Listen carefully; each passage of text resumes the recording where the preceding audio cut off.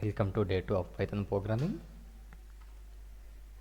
నిన్న మనం what is computer, what is programming language, types of programming languages, what is Python, Python యొక్క features ఏంటి, Python ఎలా install చేయాలి, పైథాన్ని కమాండ్ ప్రాంప్ట్లో ఎలా రన్ చేయాలి, నోట్ ప్యాడ్లో ఎలా రన్ చేయాలి, ఆన్లైన్ కంపైలర్లో ఎలా రన్ చేయాలి అనే టాపిక్స్ నేను చూడడం జరిగింది.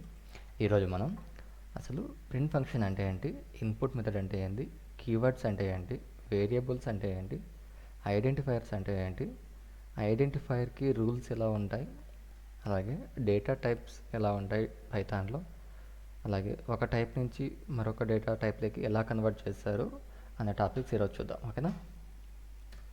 ముఖ్యంగా చూడబోయే topic what is print function.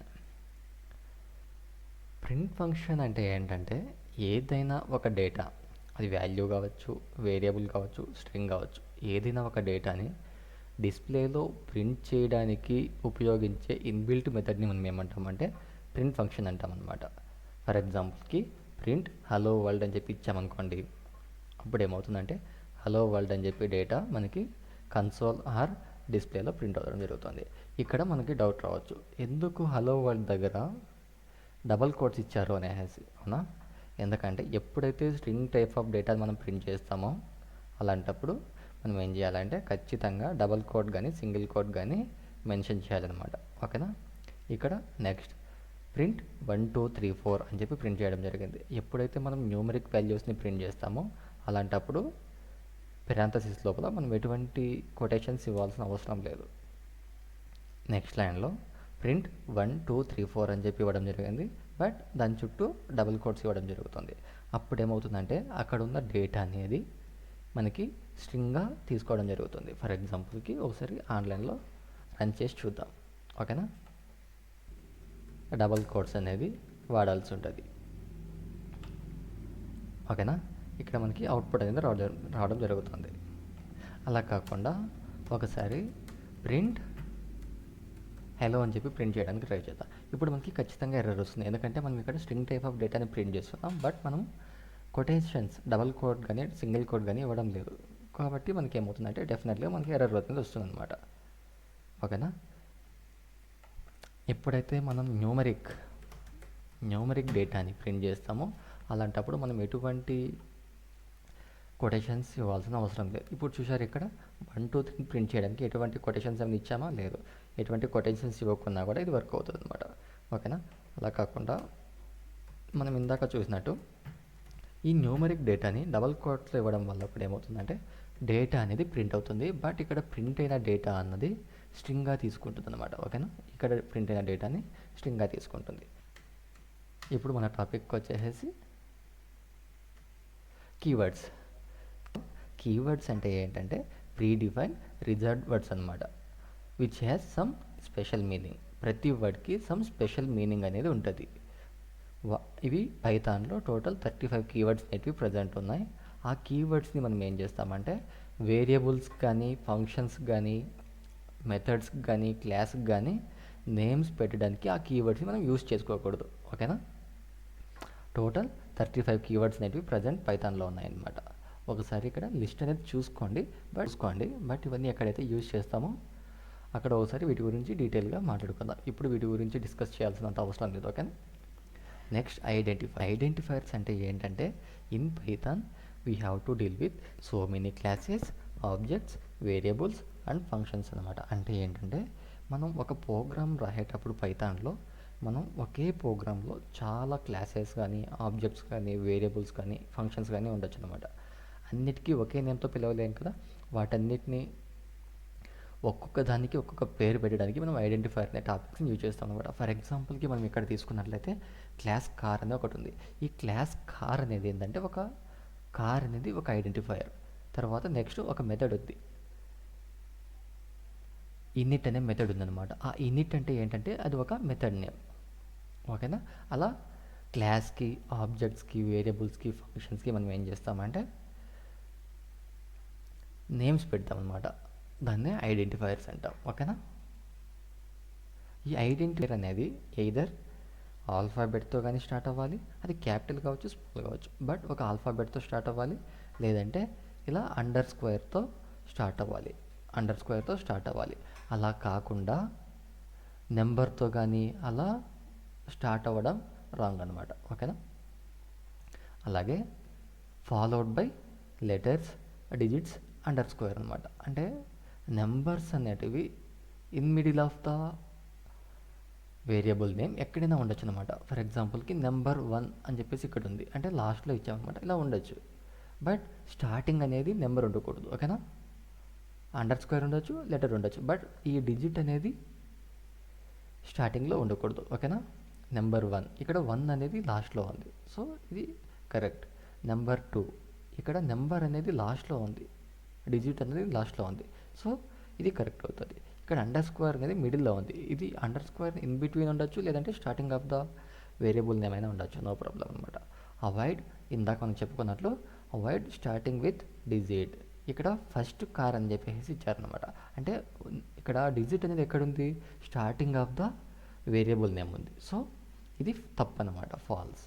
ఇక్కడ సెకండ్ 2 అనేది ఇక్కడ స్టార్టింగ్ ఆఫ్ ద వేరియబుల్ ఉందన్నమాట, సో ఇది కూడా మనకి ఏమవుతుంది, ఫాల్స్ అవుతుంది. ఓకే, అర్థమవుతుందా. ఇక్కడ no special characters like at the rate కావచ్చు, యాస్ కావచ్చు, డాలర్ కానీ ఈ సింబల్స్ అనేటివి స్టార్టింగ్లో కానీ ఎండింగ్లో కానీ ఇన్ బిట్వీన్ కానీ ఎక్కడ కూడా ఈ పర్సంటేజ్ కానీ ఈ స్పెషల్ క్యారెక్టర్స్ ఏవైతే ఉన్నాయో ఆ స్పెషల్ క్యారెక్టర్స్ని యూజ్ చేయకూడదు. ఓకేనా. తర్వాత ఐడెంటిఫైర్స్ ఆర్ కేస్ సెన్సిటివ్. అంటే ఏంటంటే age, capital AGE is equal to 13 చెప్పించాడు, small AGE is equal to 13 ఇచ్చాడు అనమాట. ఈ ఏజ్ రెండు సేమ్ కాదనమాట. ఐ మీన్ వాల్యూ సేమ్ అయినా రెండు కూడా రెండు డిఫరెంట్ ఆబ్జెక్ట్స్ని రెఫర్ చేస్తూ ఉంటాయి. ఓకేనా. Don't use keywords as identifiers. ఇందాక ఎగ్జాంపుల్కి ఫ్రమ్ అనేది అండ్ పాస్ అనేది రెండు కీవర్డ్స్ అనమాట. ఆ కీవర్డ్స్ని మనం ఇక్కడ ఐడెంటిఫైర్స్గా వాడకూడదు, అందుకే ఇక్కడ ఫాల్స్ అని చెప్పి ఇవ్వడం జరిగింది. ఓకేనా. అలాగే మనకి స్పెషల్ క్యారెక్టర్స్ ఏంటి వాడకూడదు అని చెప్పాం కదా. ఈ స్పెషల్ క్యారెక్టర్స్ అంటే ఏంటంటే ఫర్ ఎగ్జాంపుల్కి అట్ ది రేట్ అని చెప్పేసి నీకు ఇక్కడ వాడడం జరిగింది. ఈ అట్ ది రేట్ ఎప్పుడైతే వాడతానో అప్పుడు నాకు ఖచ్చితంగా ఎర్రర్ వస్తుంది. ఎందుకు ఎర్రర్ వస్తుందంటే ఈ సింబల్స్ అనేటివి ఇన్వాలిడ్ సింటాక్స్ వచ్చేస్తుంది. ఓకేనా, అర్థమవుతుందా. నెక్స్ట్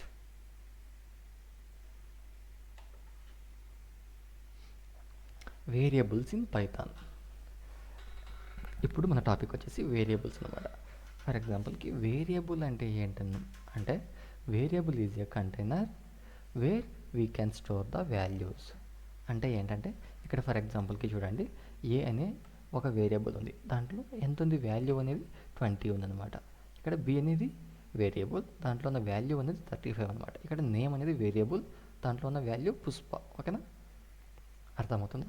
వేరియబుల్ అంటే ఏంటంటే ఒక కంటైనర్. వేరియబుల్ అంటే ఒక కంటైనర్, దాంట్లో మనం ఏం చేస్తామంటే వాల్యూస్ని లేదంటే డేటాని స్టోర్ చేయడానికి ఆ వేరియబుల్స్ని యూజ్ చేస్తామన్నమాట. ఓకేనా, అర్థమవుతుందా. Variable is a container where we can store the values or data. Python is dynamically typed, so no need to mention the type of the data while we're storing. For ఎగ్జాంపుల్కి మనం ఇందాక స్లైడ్లో చూసినట్లయితే ఇక్కడ 20 అనేది ఇంటీజర్ టైప్ ఆఫ్ డేటా. ఇక్కడ మనం ఏమైనా మెన్షన్ చేస్తున్నామా, ఇంట్ ఏ ఈజ్ ఈక్వల్ టు 20 అనేసి. అదే ఫర్ ఎగ్జాంపుల్ జావా అనుకోండి, ఇంట్ ఏ ఈజ్ ఈక్వల్ టు 20 అని చెప్పి మెన్షన్ చేయాల్సి ఉంటుంది. ఇక్కడ string name is equal to Pushpa అని చెప్పేసి మెన్షన్ చేయాల్సి ఉంటుంది. కానీ ఇక్కడ మనం ఏం చూస్తున్నామంటే స్ట్రింగ్ వేరియబుల్ ముందు కానీ ఇంటీజర్ వేరియబుల్ ముందు కానీ అది ఏ టైప్ ఆఫ్ డేటా అని చెప్పి మనం మెన్షన్ చేయట్లేదు. అది మెన్షన్ చేయకపోయినా కూడా పైథాన్ అనేది డైనమికలీ టైప్డ్ కాబట్టి ఆటోమేటిక్గా తీసుకుంటుంది అనమాట. ఓకేనా, అర్థమవుతుందా. అది ఏ టైప్ ఆఫ్ డేటా అన్నది పైథాన్ ఆటోమేటిక్గా తీసుకుంటుంది. So Python is dynamically typed language అనమాట. దాంట్లో ఉన్న వాల్యూ, ఐ మీన్ వేరియబుల్లో ఉన్న వాల్యూ అన్నది ఏ టైంలో అయినా చేంజ్ అవ్వచ్చు. మన ఆపరేషన్స్ బట్టి, మన రిక్వైర్మెంట్ని బట్టి ఆ వేరియబుల్ యొక్క వాల్యూని ఎనీ టైంలో మనం చేంజ్ చేసుకోవచ్చు అనమాట. అంటే we can change the variable value at any time. అంటే ఏంటంటే ఆ వేరియబుల్ లోపల ఉన్న వాల్యూని మన రిక్వైర్మెంట్ని బట్టి మనం ఎప్పుడైనా చేంజ్ చేసుకోవచ్చు. ఓకేనా, ఫర్ ఎగ్జాంపుల్కి ఇక్కడ variable A is equal to 20 అనమాట. ఏ వేరియబుల్ అనమాట. ఏ అనేది వేరియబుల్ని 20 అనేది దాంట్లో ఉన్న వాల్యూ అవుతుంది. అలాగే బి ఈజ్ ఈక్వల్ టు 30 అంటే బి అనేది వేరియబుల్ నేమ్ అవుతుంది, 30 అనేది దాంట్లో ఉన్న వాల్యూ అవుతుంది. ఫర్ ఎగ్జాంపుల్ వాటిని ప్రింట్ చేయడానికి ట్రై చేద్దాం. Print a is equal to print A print b. ఇప్పుడు మనకి ఏం ప్రింట్ అవుతుంది? 20 అండ్ 30 అనేది ప్రింట్ అవుతుంది అన్నమాట. ఎందుకంటే ఏ అనే వేరియబుల్లో 20 అనే వాల్యూ ఉంది, బి అనే వేరియబుల్లో 30 అనే వాల్యూ ఉంది, కాబట్టి మనకు ఆ సేమ్ వాల్యూస్ అనేవి ఇక్కడ ప్రింట్ అవ్వడం జరుగుతుంది. ఓకేనా? ఇందాక మనం చెప్పినట్లు ఆ వాల్యూస్ అనేవి ఎప్పుడైనా చేంజ్ చేయొచ్చు. ఇప్పుడు A is equal to 25, A is equal to 25, B is equal to 35 అని చెప్పేసి చేంజ్ చేస్తున్నాను. ఇప్పుడు నాకేమవుతుందంటే A is equal to print A print B. First A value 20 ఉన్నది, తర్వాత 25 అయింది. బి వాల్యూ 30 ఉన్నది, తర్వాత 35 అయింది. అంటే వేరియబుల్ యొక్క వాల్యూని ఎప్పుడైనా చేంజ్ చేసుకోవచ్చు. అది మన రిక్వైర్మెంట్ని బట్టి మనం చేంజ్ చేసుకోవచ్చు. ఓకేనా? తర్వాత 20 అనే వాల్యూ ఏ అనే వేరియబుల్లో స్టోర్ అవుతుంది, 35 అనే వాల్యూ బి అనే వేరియబుల్లో స్టోర్ అవుతుంది, పుష్ప అనే వాల్యూ నేమ్ అనే వేరియబుల్లో స్టోర్ అవుతుంది. అలా కాకుండా సింగిల్ లైన్లో మల్టిపుల్ వాల్యూస్ అనేటివి మల్టిపుల్ వేరియబుల్కి ఎలా అసైన్ చేయాలి అన్నట్లయితే x comma y comma z is equal to 10, 20, 3 అని చెప్పి ఇచ్చాం. అంటే ఇప్పుడు ఏమవుతుందంటే ఫస్ట్ వాల్యూ అన్నది ఫస్ట్ వేరియబుల్కి, సెకండ్ వాల్యూ అన్నది సెకండ్ వేరియబుల్కి, థర్డ్ వాల్యూ అన్నది థర్డ్ వేరియబుల్కి అసైన్ అవుతుంది అనమాట. ఇక్కడ మనం ఎన్ని నెంబర్ ఆఫ్ వేరియబుల్స్ తీసుకుంటున్నామో అన్ని నెంబర్ ఆఫ్ వాల్యూస్ని తీసుకోవాలి. ఓకే, అర్థమైందా? సింగిల్ లైన్లో ఒక సింగిల్ వాల్యూని మల్టిపుల్ వేరియబుల్స్ అసైన్ చేయాలనుకున్నట్లయితే ఇక్కడ మనం p is equal to q is equal to r is equal to 10 అనేది మనం అసైన్ చేస్తున్నాం. ఇప్పుడు ఏమవుతుందంటే 10 అనే వాల్యూ పీ అనే వేరియబుల్లోను, క్యూ అనే వేరియబుల్లోను, ఆర్ అనే వేరియబుల్లోను స్టోర్ అవుతుంది. ఓకేనా? సరే, ట్రై చేద్దాం.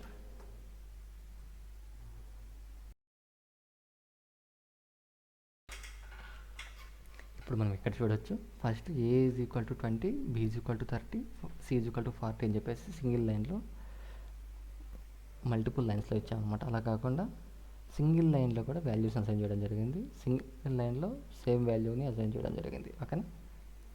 మనం పైథాన్లో ప్రోగ్రామ్స్ రాసేటప్పుడు డిఫరెంట్ టైప్స్ ఆఫ్ డేటాతో మనం హ్యాండిల్ చేయాల్సి ఉంటుంది అనమాట. ఫర్ ఎగ్జాంపుల్కి స్ట్రింగ్స్ కావచ్చు, ఇంటీజర్స్ కావచ్చు, డెసిమల్ కావచ్చు, సెట్స్ కావచ్చు, లిస్ట్ కావచ్చు, ఇలా డిఫరెంట్ టైప్స్ ఆఫ్ డేటాతో హ్యాండిల్ చేస్తాం అనమాట. అలా ఏ టైప్ ఆఫ్ డేటాతో హ్యాండిల్ చేస్తున్నామని చెప్పేది వచ్చేసి డేటా టైప్స్. వాటి గురించి పూర్తిగా తెలియజేస్తుంది అనమాట. ఫస్ట్ ఇక్కడ మనకి న్యూమరిక్ డేటా టైప్ ముందుగా 3 పార్ట్స్గా డివైడ్ అయి ఉంటుంది. ఒకటి వచ్చేసి int type data, float type data, complex type data అనమాట. అంటే a variable contains only integer values అంటే 10, 20, 45, 60 అలా డెసిమల్స్ లేకుండా ఉన్నదాన్ని ఇంటీజర్ టైప్ ఆఫ్ డేటా అంటాం అనమాట. ఇంట్ టైప్ ఆఫ్ డేటా అంటాం. అలాగే a variable contains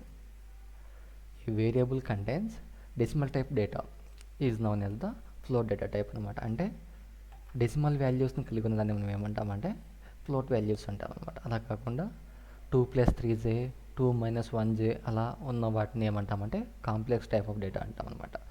next string data type. ఈ స్ట్రింగ్ డేటా టైప్ అంటే ఏంటంటే ఫస్ట్ స్ట్రింగ్ అంటే ఏంటంటే సీక్వెన్స్ ఆఫ్ క్యారెక్టర్స్ని మనం ఏమంటామంటే స్ట్రింగ్ అంటాం అనమాట.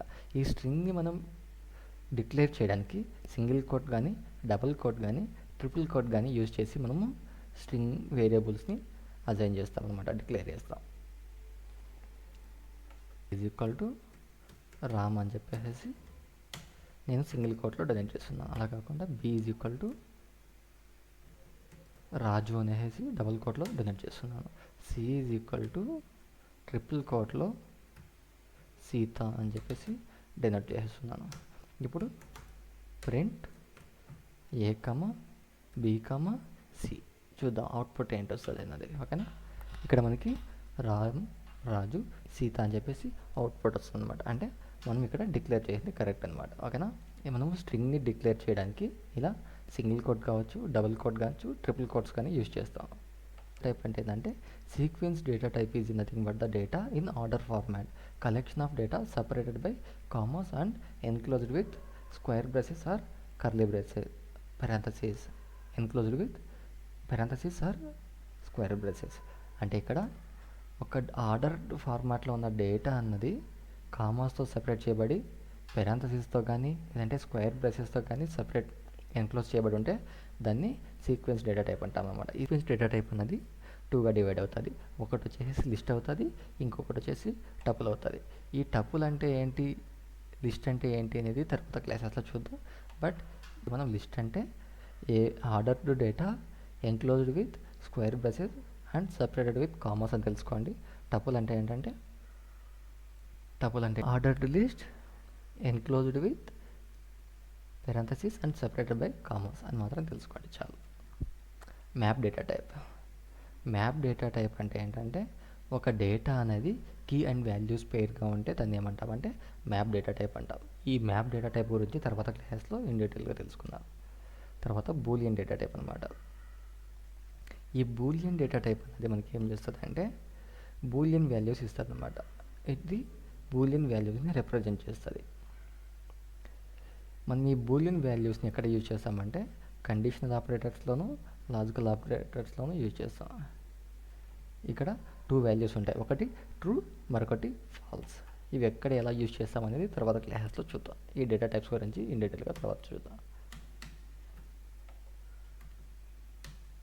అంటే type is a built in function to check the type of data or variable. అంటే ఏంటంటే మనం ఏ టైప్ ఆఫ్ డేటాతో అయితే హ్యాండిల్ చేస్తున్నామో ఆ టైప్ ఆఫ్ డేటాని తెలుసుకోవడానికి మనము టైప్ అనే వేరియబుల్ని యూజ్ చేస్తాం అనమాట. ఫర్ ఎగ్జాంపుల్కి A is equal to 12, B is equal to 13.4, C is equal to 12.3J, D is equal to Chinni అనేసి ఉందనుకుందాం. ఇక్కడ మనకి ప్రింట్ టైప్ ఆఫ్ ఏ అంటే ఇది ఇంటీజర్ టైప్ కాబట్టి ఇంట్ అని చెప్పవచ్చు అనమాట. టైప్ ఆఫ్ బి అంటే float, type of c complex. అలా మనం ఏ టైప్ ఆఫ్ డేటా అనేది తెలుసుకోవడానికి మనం టైప్ ఫంక్షన్ యూజ్ చేస్తాం. ఇక్కడ మనం చూసినట్లయితే ఏ అనేది ఇప్పుడు ఫ్లోట్ అవుతుంది, బి అనేది ఇంటీజర్ అవుతుంది, సి అనేది స్ట్రింగ్ అవుతుంది అనమాట. ఇలా టైప్ అనే ఫంక్షన్ యూజ్ చేసుకొని ఏం చేయొచ్చు అంటే డేటా టైప్ని ఫైండ్ అవుట్ చేయొచ్చు అనమాట. తర్వాత టైప్ కన్వర్షన్. టైప్ కన్వర్షన్ అంటే ఏంటంటే ఒక టైప్ ఆఫ్ డేటాని మరొక టైప్ ఆఫ్ డేటాగా కన్వర్ట్ చేయడాన్ని మనం ఏమంటామంటే టైప్ కన్వర్షన్ అంటాం అనమాట. ఈ టైప్ కన్వర్షన్ అనేది 2 టైప్స్లో జరుగుతుంది. ఒకటి వచ్చేసి ఇంప్లిసిట్ కన్వర్షన్, తర్వాత ఎక్స్ప్లిసిట్ కన్వర్షన్ అనమాట. ఇంప్లిసిట్ కన్వర్షన్ అంటే ఏంటంటే టైప్ ఆఫ్ డేటాని పైథాన్ ఇంటర్ప్రెటర్ ఆటోమేటిక్గా వేరే టైప్ ఆఫ్ డేటాగా కన్వర్ట్ చేసినట్లయితే దాన్ని ఏమంటామంటే ఇంప్లిసిట్ టైప్ కన్వర్షన్ అంటాం అనమాట. ఫర్ ఎగ్జాంపుల్కి ఇక్కడ ఏ ఈజ్ ఈక్వల్ టు 12 అని తీసుకుందాం, బి ఈజ్ ఈక్వల్ టు 2.34 అని తీసుకుందాం. ఇది ఇంటీజర్ టైప్ ఆఫ్ డేటా, ఇది ఫ్లోట్ టైప్ ఆఫ్ డేటా. ఇక్కడ c is equal to a plus b అని చెప్పి చేస్తున్నాం. ఇప్పుడు ప్రింట్ సి. ఇక్కడ సి అనేది ఏమవుతుంది, ఫ్లోట్ టైప్ ఆఫ్ డేటా వస్తుంది. ఎంత అవుతుంది, 14.34 అనేది వస్తుంది అనమాట. సో ఇది ఫ్లో టైప్ ఆఫ్ డేటా. దీన్ని ఎవరు కన్వర్ట్ చేస్తున్నారు, పైథాన్ ఇంటర్ప్రిటరే ఆటోమేటిక్గా కన్వర్ట్ చేస్తుంది. కాబట్టి ఇది ఏమవుతుందంటే ఇంప్లిసిట్ టైప్ కన్వర్షన్. ఫర్ ఎగ్జాంపుల్కి చూడి A is equal to float type data ఉంది, తర్వాత బి అనేది ఇంటి టైప్ ఆఫ్ డేటా ఉంది. ఇక్కడ సి అనేది చూడండి ఇక్కడ ఫ్లో టైప్ అని ఎవరు ఫ్లోట్లో కన్వర్ట్ చేశారంటే ఆటోమేటిక్గా పైథాన్ ఇంటర్ప్రిటర్ అనేది ఆటోమేటిక్గా కన్వర్ట్ చేస్తుంది. ఓకేనా. తర్వాత explicit type conversion. Explicit type conversion అంటే ఏంటంటే explicit type conversion is nothing but the converting the one type of data to another data type manually. అంటే మనమే మాన్యువల్గా కన్వర్ట్ చేయాలన్నమాట. ఇక్కడ ఫర్ ఎగ్జాంపుల్కి ఏ ఈజ్ ఈక్వల్ టు 12 అని చెప్పి ఉన్నది, b is equal to int of 2.34 అని ఇచ్చాం. అంటే ఇంట్ ఆఫ్ అనేది ఏంటంటే మనం ఈ 12.34 అనేది నార్మల్గా ఫ్లో టైప్ ఆఫ్ డేటా ఉంది, దాన్ని మనం ఇంటీజర్లోకి కన్వర్ట్ చేస్తున్నాం అన్నమాట. నార్మల్గా ఏ ఈజ్ ఈక్వల్ టు 12.34 ఉంది, బి ఈజ్ ఈక్వల్ టు 2.34 ఉంది, c is equal to a plus b. ఇక్కడ మనకి అవుట్పుట్ ఎంత రావాలి, 14.34 రావాలి. బట్ మనకి అవుట్పుట్ ఏమొస్తుంది అంటే 14 వస్తుంది. ఎందుకంటే ఇక్కడ మనం బీని ఇంటీజర్లోకి కన్వర్ట్ చేస్తున్నాం అనమాట. ఫర్ ఎగ్జాంపుల్కి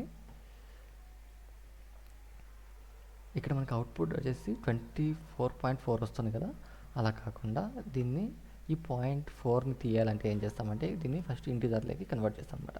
ఎలా ఇంటీజర్లోకి కన్వర్ట్ చేస్తాం? ఈ డెసిమల్ వాల్యూ ఏమైతే ఉందో దానికి ముందు ఇంటినే ఫంక్షన్ యూజ్ చేస్తాం. ఇంటినే ఫంక్షన్ యూజ్ చేయడం వల్ల ఏమవుతుందంటే ఇంటినే ఫంక్షన్లో ఏమైతే డేటా ఉందో అది ఇంటీజర్లోకి కన్వర్ట్ అవుతుంది అనమాట. ఇక్కడ చూసారా, ఇప్పుడు ఏ అనేది కూడా ఇప్పుడు ఇంటీజర్లోకి కన్వర్ట్ అయిపోయింది. బి అనేది ఇంటీజర్, సి అనేది ఇంటీజర్. అలా డెసిమల్ టైప్ ఆఫ్ డేటాని అంటే ఫ్లోట్ టైప్ ఆఫ్ డేటాని మనం ఏం చేస్తున్నామంటే ఇంటీజర్లోకి కన్వర్ట్ చేస్తున్నాం.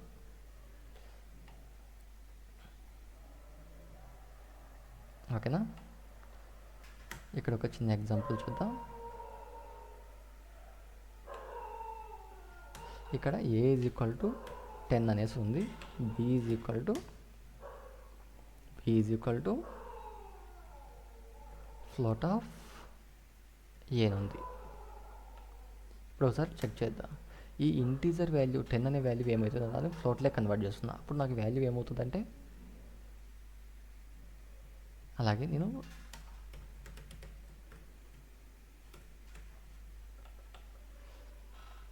ఇందాక నాకు ఏ ఈజ్ ఈక్వల్ టు 10 ఉంది, బీలో ఏం చేస్తుందంటే ఈ ఏ అనే వాల్యూని ఫ్లోట్లోకి కన్వర్ట్ చేస్తున్నా. అంటే ఇప్పుడు చూడండి, ఇందాక 10 ఉన్న వాల్యూ ఏమైందంటే ఇప్పుడు 0.0లోకి కన్వర్ట్ అయింది, 10.0గా కన్వర్ట్ అయింది అనమాట. అంటే ఇక్కడ ఏం చేస్తున్నాం, మనం కన్వర్ట్ చేస్తున్నాం అనమాట, ఫ్లోట్లోకి కన్వర్ట్ చేస్తున్నాం. ఇలా మనమే మాన్యువల్గా కన్వర్ట్ చేయడాన్ని మనం ఏమంటామంటే ఎక్స్ప్లిసిట్ టైప్ కన్వర్షన్ అంటాం అనమాట. అలా కాకుండా ఇప్పుడు మనకి ఇంకొకటి ఉంది కదా, కాంప్లెక్స్ డేటా టైప్. దాన్ని కాంప్లెక్స్లోకి ఎలా మార్చాలంటే కాంప్లెక్స్, ఇలా మనం కన్వర్ట్ చేయొచ్చు అనమాట. మనం ఇంటీజర్ని ఫ్లోట్లోకి మార్చచ్చు, ఫ్లోట్ని ఇంటీజర్లోకి మార్చచ్చు. బట్ మనం ఏంటంటే ఇంటీజర్ని ఫ్లోట్లోకి మార్చచ్చు, ఫ్లోట్ని ఇంటీజర్లోకి మార్చచ్చు. అలాగే ఇంటీజర్ని కాంప్లెక్స్లోకి మార్చచ్చు, ఫ్లోట్ని కాంప్లెక్స్లోకి మార్చచ్చు. కానీ ఒక కాంప్లెక్స్ వాల్యూని ఇంటీజర్లోకి మార్చలేమన్నమాట. ఫర్ ఎగ్జాంపుల్కి 1J అనేది ఒకటి ఉందన్నమాట. ఇప్పుడు ఏ అనేది కాంప్లెక్స్ డేటా, బట్ నేను దీన్ని ఇంటీజర్లోకి కన్వర్ట్ చేయడానికి ట్రై చేస్తున్నా. అప్పుడు నాకు ఎర్రర్ అనేది అక్కడ అవుతుంది అనమాట. ఎందుకంటే ఈ కాంప్లెక్స్ డేటా టైప్ని మనము దేంట్లోకి కన్వర్ట్ చేయలేము. ఓకేనా? కామెంట్స్ అన్నవి ఎందుకు యూజ్ చేస్తామంటే పైథాన్ కోడ్ని యూజర్ రీడబిలిటీ కోసం తర్వాత చూసే వాళ్ళకి ఎక్స్ప్లెయిన్ చేయడానికి మనం ఏం చేస్తామంటే కామెంట్స్ని యూజ్ చేస్తాం అనమాట. ఈ కామెంట్స్ వల్ల ఏమవుతుందంటే కోడ్ యొక్క రీడబిలిటీ పెరుగుతుంది అనమాట. అంటే ఎలా అంటే ఎవరైతే నెక్స్ట్ టైం వచ్చి ఆ కోడ్ని చూస్తున్నారో వాళ్ళకి ఆ కోడ్ అనేది ఈజీగా అర్థమవుతుంది.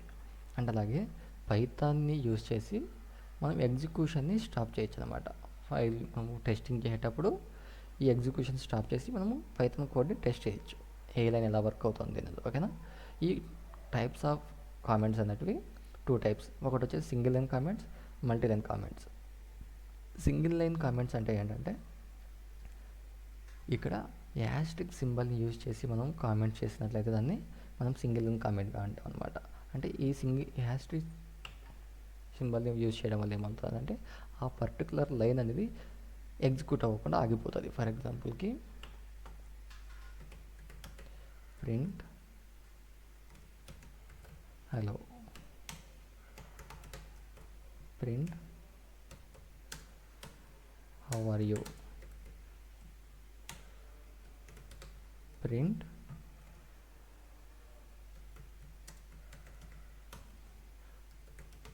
Good morning.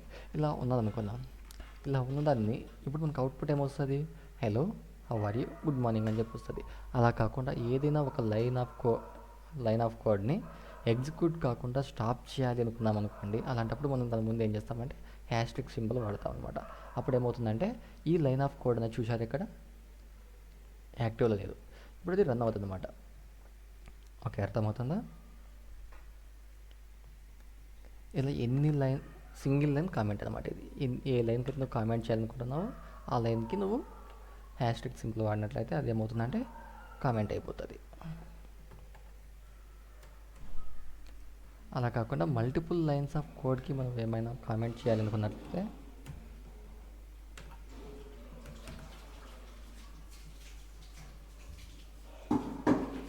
Multi line comments అంటే ఏంటంటే ఇక్కడ మల్టిపుల్ లైన్స్ని నువ్వు ఎగ్జిక్యూట్ కాకుండా స్టాప్ చేయాలనుకున్నప్పుడు ఏమంటే ఎక్కడి నుంచి ఎక్కడి దాకా ఎగ్జిక్యూషన్ స్టాప్ చేయాలనుకుంటున్నావో స్టార్టింగ్ అండ్ ఎండింగ్లో మనం 3 సింగిల్ కోట్స్ కనుక పెట్టినట్లయితే అది ఏమవుతుందంటే మల్టీలైన్ కామెంట్ అవుతుంది. ఓకేనా?